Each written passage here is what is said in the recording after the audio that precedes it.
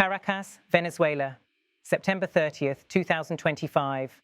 A solemn yet charged scene unfolded at Venezuela's military academy on Monday as President Nicolás Maduro received an honorary doctorate in the field of security, even as U.S. naval forces moved into the Caribbean.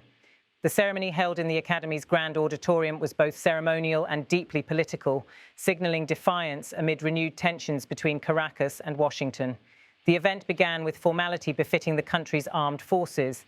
The Venezuelan national anthem echoed through the auditorium as Maduro, accompanied by First Lady Cilia Flores, entered the hall. He was flanked by the nation's top military leaders, including Defense Minister Vladimir Padrino Lopez and Strategic Operational Commander Domingo Hernandez Lares.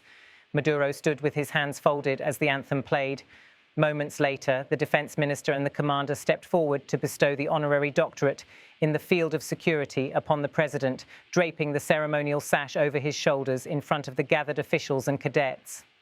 The award, conferred by the Bolivarian Military University, underscored what supporters describe as Maduro's role in defending Venezuelan sovereignty against external threats. For critics, however, the honor came at a time of heightened confrontation with Washington and mounting economic challenges at home. Taking the podium, Maduro opened his address by reflecting on the unusual nature of the recognition. Maduro said, "Never, anywhere in Venezuela or in the world where I have been, had I accepted a recognition of this kind from the universities I have visited around the world. An honorary doctorate." His words drew applause from the officers and faculty in attendance.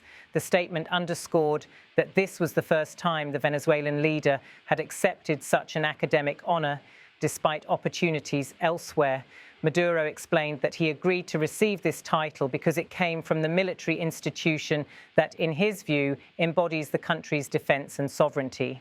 Maduro said, "When I was offered an honorary doctorate in the field of security, defense, and the fight for our sovereignty from the Bolivarian Military University, heir to the glories of the Military Academy of the United Liberator Army, I did not hesitate, because it is an immense honor to receive an honorable degree from military hands." The ceremony unfolded as U.S. warships carried out maneuvers in the Caribbean, moves widely interpreted in Caracas as a show of force. Venezuelan officials have denounced the naval presence as part of a broader campaign of pressure by Washington. In his speech, Maduro accused the United States of reviving old accusations to justify hostile actions. Maduro said, "Why is the U.S. empire now launching its multifaceted plan against Venezuela with a worn-out false narrative, a false narrative already rejected by U.S. public opinion itself?" His words were delivered with a mix of indignation and determination, echoing a familiar theme in his speeches, the idea that Washington relies on misinformation to undermine Venezuela's sovereignty. Maduro's remarks grew sharper when he addressed the latest comments from U.S. Secretary of State Marco Rubio. The American official recently alleged that Venezuelan military installations have become hubs for drug trafficking, an accusation Caracas has long denied.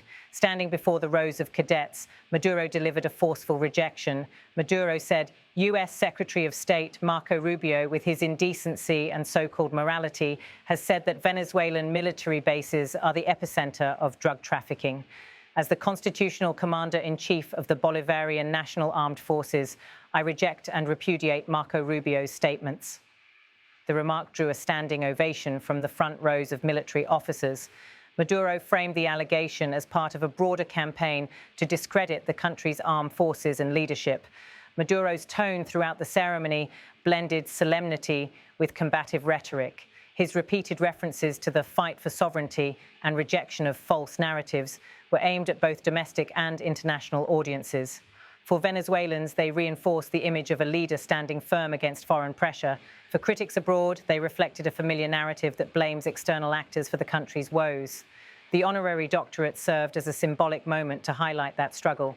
By accepting it from the country's military institution, Maduro underscored the unity between his government and the armed forces at a time of heightened external tensions. The choice of the military academy as the venue was not accidental. The Bolivarian Military University, where the ceremony was held, traces its lineage to the institution once known as the Military Academy of the United Liberator Army, a reference to the legacy of Simón Bolívar, the South American independence leader. The connection to that historic struggle was repeatedly invoked by officials during the event. For supporters, the doctorate symbolised not just academic recognition, but also continuity with the nation's revolutionary heritage.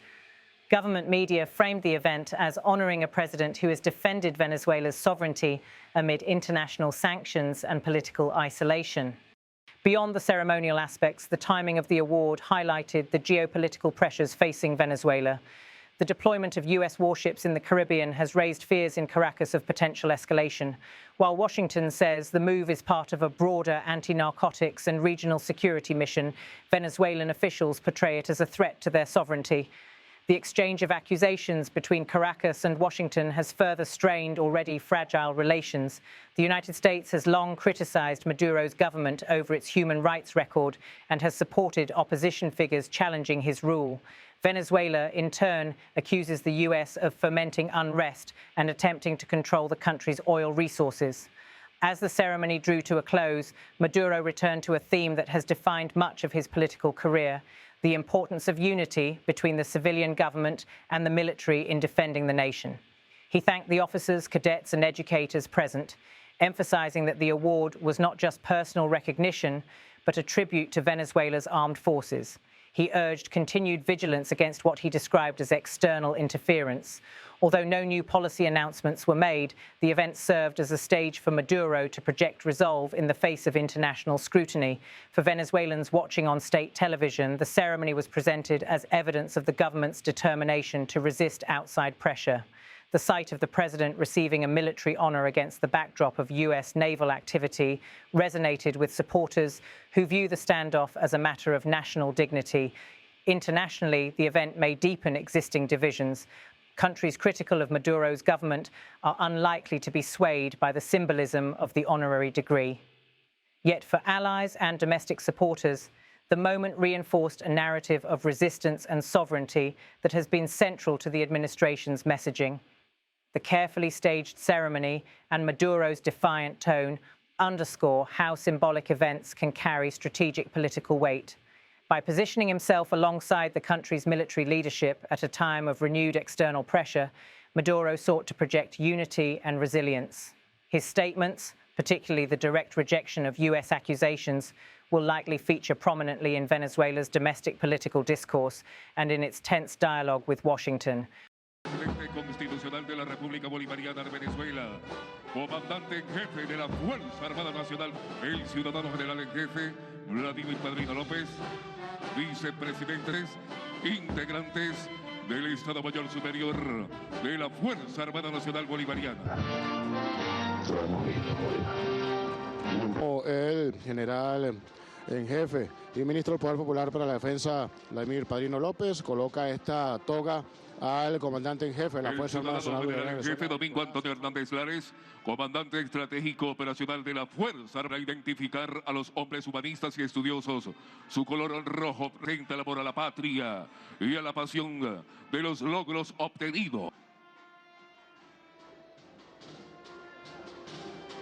Viceministro de Educación para la Defensa y rector de la Universidad Militar Bolivariana de Venezuela, que acredita al ciudadano Nicolás Maduro Moros, presidente con...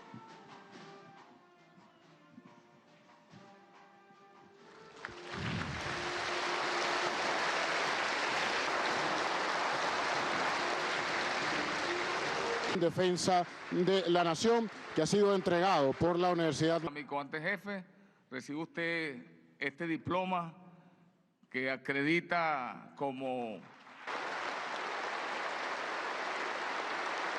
Never, anywhere in Venezuela or in the world where I have been, had I accepted a recognition of this kind from the universities I have visited around the world, an honorary doctorate.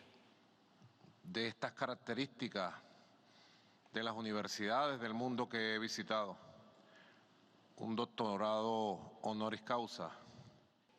When I was offered an honorary doctorate in the field of security, defense, and the fight for our sovereignty from the Bolivarian Military University, heir to the glories of the Military Academy of the United Liberator Army, I did not hesitate because it is an immense honor to receive an honorable degree from military hands. De la Academia Militar del Ejército Unido Libertador, no lo dudé, porque es un honor inmenso recibir de manos militares un título honorable.